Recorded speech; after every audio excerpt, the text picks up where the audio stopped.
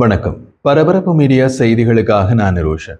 இந்த மாதம் நடைபெற்ற இந்தியா பாகிஸ்தான் மோதலின் போது சீனாவால் வடிவமைக்கப்பட்ட ஆயுதங்களை தடுத்து நிறுத்திய இந்திய தயாரிப்பு வான் பாதுகாப்பு அமைப்புகள் பற்றி இப்போது வெளிநாடுகளின் ராணுவ நிபுணர்கள் ஆய்வுகளை செய்ய தொடங்கியுள்ளார்கள். சீன தயாரிப்பு ஆயுதங்கள் பற்றிய வெளிநாட்டு ஆய்வுகள் பல இருந்த போதிலும் ஒரு போரில் அவற்றின் திறன்கள் பெரியதாக அறியப்படவில்லை. அதனால் சீனா வழங்கிய தகவல்களின் அடிப்படையிலேயே அந்த ஆய்வுகள் இருந்தன. இப்போது இந்தியாவுக்கும் பாகிஸ்தானுக்கும் இடையே நடந்த மோதலில் பாகிஸ்தானால் கணிசமான அளவில் சீன ஆயுதங்கள் பயன்படுத்தப்பட்டன. அது சீன தயாரிப்பு ஆயுதங்களின் திறன்களை வெளிப்படுத்தி விட்டது. இந்தியா பாகிஸ்தான் மோதலை மிக உன்னிப்பாக கவனித்த நாடுகள் சீனாவுக்கு எதிரான நாடுகள். அந்த நாடுகளுக்கு சீன ஆயுதங்களின் நிஜமான திறன் என்னவென்று அறிய வேண்டிய அவசியம் இருந்தது. காரணம், அந்த நாடுகளின் மீது ஏதோ ஒரு காலத்தில் சீன ஆயுதங்கள் ஏவப்படலாம். அப்படியான நாடுகளுக்கு இந்தியா பாகிஸ்தான் போர் ஒரு பெரிய ஜன்னலை திறந்து விட்டது. அமெரிக்கா, ஜப்பான், தாய்வான், பிலிப்பீன்ஸ் உட்பட பல நாடுகள் ராணுவ வல்லுநர்கள் இந்தியா பாகிஸ்தான் மோதலை மிக உன்னிப்பாக கவனித்தனர். 4 நாள் போரில் இந்தியா மீது பாகிஸ்தானால் ஏவப்பட்ட குரூஸ் ஏவுகணைகள் மற்றும் குறுகிய தூர பாலிஸ்டிக் ஏவுகணைகள் SRBMகளை இடைமறிப்பதில் இந்தியாவின் உள்நாட்டிலேயே உருவாக்கப்பட்ட வான் பாதுகாப்பு அமைப்புகள் செயல்பட்ட விதம் குறித்த ஆய்வுகள் வெளிநாட்டு ஊடகங்களில் இப்போது அலசப்படுகின்றன. குறிப்பாக ஆகாஷ் தரையிலிருந்து வானுக்கு ஏவப்படும் ஏவுகணை சாம் மற்றும் நடுத்தர தூர தரையிலிருந்து வானுக்கு ஏவப்படும் ஏவுகணை MR-SAM ஆகியவற்றின் செயல்திறனை தாய்வான் ஊடகங்களில் ராணுவ ஆய்வாளர்கள் சமீபத்தில் பாராட்டியுள்ளனர்.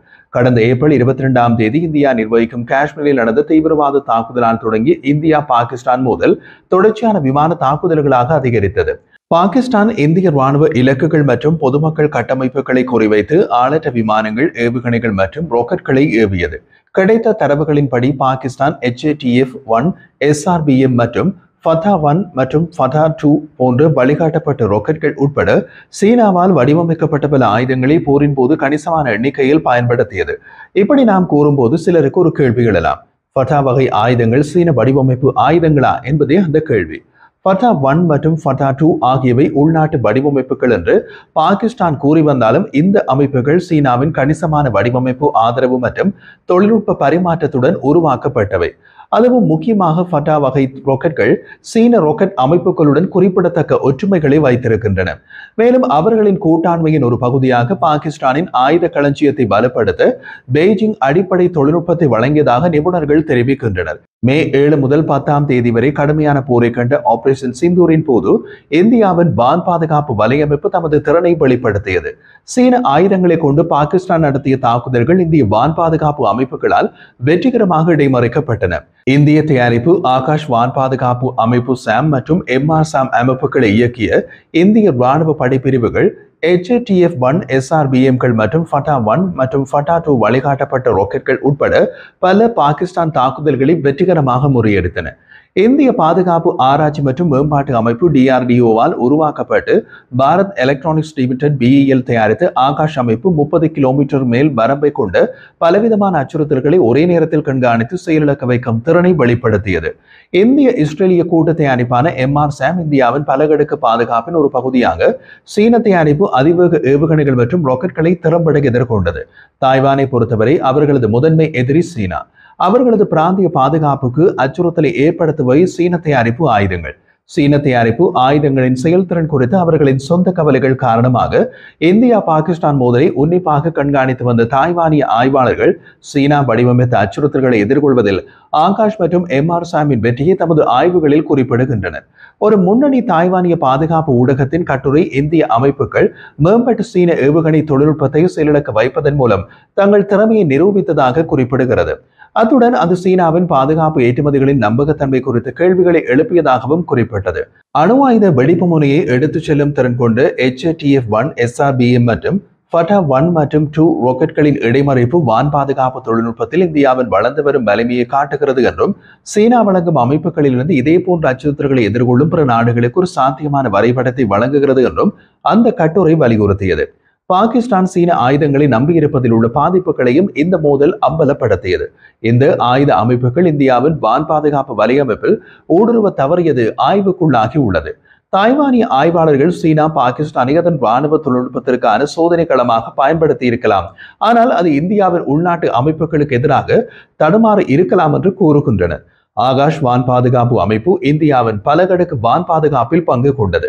அது ரஷ்ய தயாரிப்பு S-400 மற்றும் DRDO-வால் உருவாக்கப்பட்டு D4 ஆளற்ற விமான எதிர்ப்பு அமைப்பு போன்ற பிற அமைப்புகளுடன் அமிர்தசரஸில் உள்ள பொற்கோயில் போன்ற பொதுமக்கள் தளங்களை குறிவைத்து நடத்தப்பட்டவை உட்பட பாகிஸ்தானின் விமான தாக்குதல்களை முறியடிப்பதில் முக்கிய பங்கு வகித்தது. இந்த அமைப்புகளின் வெற்றி இந்தியாவின் நம்பிக்கையை வலுப்படுத்தியது மட்டுமல்லாமல் சர்வதேச கவனத்தையும் ஈர்த்துள்ளது. சர்வதேச கவனம் ராணுவ ஆய்வுகளுடன் மட்டும் நின்றுவிடப் போவதில்லை. இந்தியாவின் சர்வதேச ஆயுத ஏற்றுமதியும் கை கொடுக்கும். உதாரணமாக பிரம்மோஸ் சூப்பர்சோனிக் குரூஸ் ஏவுகணை இந்தியாவின் ராணுவ மற்றும் தொழில்நுட்ப வலிமையின் ஒரு சக்தி வாய்ந்த அடையாளமாக உருவெடுத்துள்ளது. குறிப்பாக ஆபரேஷன் சிந்தூரில் அதன் தீர்க்கமான பங்கை தொடர்ந்தது. இந்தியா பாகிஸ்தான் போரில் இந்திய விமானப்படையின் சுகோய் Su-30 MKI விமானங்கள் மற்றும் நில அடிப்படையிலான தளங்களில் இருந்து ஏவப்பட்ட பிரம்மோஸ் ஏவுகணையின் பயன்பாடு கிட்டத்தட்ட சரியான துல்லியத்துடன் தாக்குதல்களை வழங்கியது. பாகிஸ்தானின் ராணுவ உள்கட்டமைப்பு மற்றும் கட்டளை மற்றும் கட்டுப்பாட்டு வலையமைப்புகளை கடுமையாக சீர்குலைத்தது. பாகிஸ்தான் பிரதமர் ஷெஹ்பாஸ் ஷெரீப் இந்த தாக்குதல்களின் செயல்திறனை பகிரங்கமாக ஒப்புக்கொண்டார். பாகிஸ்தான் அதன் திட்டமிட்ட பதிலடியை நடத்துவதற்கு முன்பே ராவல்பிண்டியில் உள்ள விமான நிலையம் மற்றும் நூர்கான் விமான தளத்தில் உள்ள வடக்கு விமான கட்டளை கட்டுப்பாட்டு வலையமைப்பு உட்பட முக்கிய ராணுவ இலக்குகளை பிரம்மோஸ் ஏவுகணைகள் தாக்கியதாக அவர் தெரிவித்தார். தாக்குதல்கள் குறிப்பிடத்தக்க பொருள் மற்றும் செயல்பாட்டு சேதத்தை ஏற்படுத்தியது மட்டுமல்லாமல் பாகிஸ்தான் ராணுவ நிறுவனத்தையும் உலுக்கியது. அது அமெரிக்காவிடம் உதவி பெற வேண்டிய கட்டாயம் ஏற்பட்டது. ஷெரீப்பின் ஒப்புதல் வாக்குமூலம் எதிரியால் வெளியிடப்பட்ட இந்திய தயாரிப்பு பிரம்மோஸின் சக்திக்கான ஒப்புதலாக பரவலாக கருதப்படுகிறது.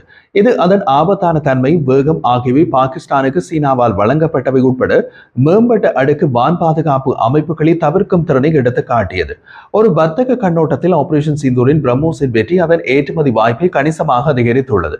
இந்தியாவின் பாதுகாப்பு ஆராய்ச்சி மற்றும் மேம்பாட்டு அமைப்பு DRDO மற்றும் ரஷ்யாவின் NPO நிறுவனம் ஆகியவற்றால் கூட்டாக உருவாக்கப்பட்ட இந்த ஏவுகணை முதன்மையாக இந்தியாவில் தயாரிக்கப்பட்டது மற்றும் உள்நாட்டு பாதுகாப்பு உற்பத்தியில் ஒரு பெரிய சாதனையாக கருதப்படுகிறது. இதன் வேகம், செயல்பாட்டு வரம்பு மற்றும் நிலம், கடல், வான் மற்றும் விரைவில் நீர்மூழ்கி கப்பல்களில் இருந்து ஏவப்படலாம் என்ற தன்மை இது உலகின் மிகவும் மேம்பட்ட மற்றும் விரும்பப்படும் குரூஸ் ஏவுகணைகளில் ஒன்றாக மாற்றியுள்ளது. இந்த ஏவுகணையின் குறைந்த ரேடார், குறுக்குவெட்டு மற்றும் சூப்பர்சோனிக் வேகம் ஆகியவை பாகிஸ்தான் சீன வான் பாதுகாப்பு அமைப்புகளை நம்பியிருந்த போதிலும் தாக்குதல்களை எதிர்கொள்ள பாகிஸ்தானின் இயலாமையை நிரூபித்தது. பிரம்மோஸ் ஏவுகணையை சீன தயாரிப்பு வான் பாதுகாப்பு சாதனங்கள் இடைமறைப்பது கிட்டத்தட்ட சாத்தியமற்றது என்பதை நிரூபித்துள்ளது. இது இந்த ஏவுகணையின் வெளிநாட்டு ஏற்றுமதி வாய்ப்புக்கு உதவும். இந்தியா ஏற்கனவே $375 மில்லியன் ஒப்பந்தத்தின் கீழ் பிலிப்பீன்ஸுக்கு பிரம்மோஸ் ஏவுகணை அமைப்புகளை வழங்கியுள்ளது. இந்தோனேஷியா மற்றும் வியட்நாமுடன் முறையே $450 மில்லியன் மற்றும் $700 மில்லியன் மதிப்புள்ள கூடுதல் ஒப்பந்தங்களுக்கான பேச்சுவார்த்தைகள் நடந்து வருகின்றன. இந்த இரு நாடுகளும் சீன ஆயுதங்களை எதிர்கொள்ள வேண்டிய நாடுகள். இந்த ஏற்றுமதி ஒப்பந்தங்கள் வர்த்தக பரிவர்த்தனைகள் மட்டுமல்ல, இந்தியாவின் பெரிய அளவிலான நலன்களுக்கும் உதவுகின்றன. தென்கிழக்கு ஆசியாவில் உள்ள நாடுகளை பிரம்மோஸுடன் சித்தப்படுத்துவதன் மூலம் இந்தியா தனது ஆக்ட் ஈஸ்ட் கொள்கையினை வலுப்படுத்துகிறது மற்றும் தென்சீன கடலில் சீனாவின் உறுதியான கடல்சார் உரிமை கோரல்களை எதிர்ப்பதில் பிராந்திய கூட்டாளர்களை ஆதரிக்கின்றது. பிலிப்பீன்ஸுக்கும் இந்தோனேஷியா மற்றும் வியட்நாமுக்கும் பிரம்மோஸை ஏற்றுமதி செய்வது பிராந்திய அதிகார சமநிலையை மாற்றும் மற்றும் இந்தோ பசிபிக் பகுதியில் இந்தியாவின் செல்வாக்கை அதிகரிக்கும் என்றும் எதிர்பார்க்கப்படுகின்றது. பிரம்மோஸின் வளர்ந்து வரும் உலகளாவிய ஆர்வம் குறைந்தபட்சம் 17 நாடுகள் இந்த ஏவுகணையின் செயல்திறனை கண்காணித்து வருவதாக கூறப்படுகிறது. இந்தியாவின் பாதுகாப்பு ஏற்றுமதிகளில் ஒரு முதன்மையான நிலை என்ற அதன் நிலையை காட்டுகின்றது. இந்த ஏவுகணையின் போர் நிரூபணமான செயல்திறன் இந்தியாவின் தன்னம்பிக்கை மற்றும் தொழில்நுட்ப லட்சியத்தின் அடையாளமாக இதை மாற்றியுள்ளது. மேம்பட்ட துல்லிய தாக்குதல் திறன்களை தேடும் பிராந்திய மற்றும் உலகளாவிய துருப்புகளின் கவனத்தை இந்த ஏவுகணை ஈர்த்துள்ளது. இந்திய பாகிஸ்தான் போர் காரணமாக பாகிஸ்தான் தெரியாமலே இந்தியாவுக்கு ஏற்படுத்தி கொடுத்துள்ள ஒரு வர்த்தக வாய்ப்பு இது.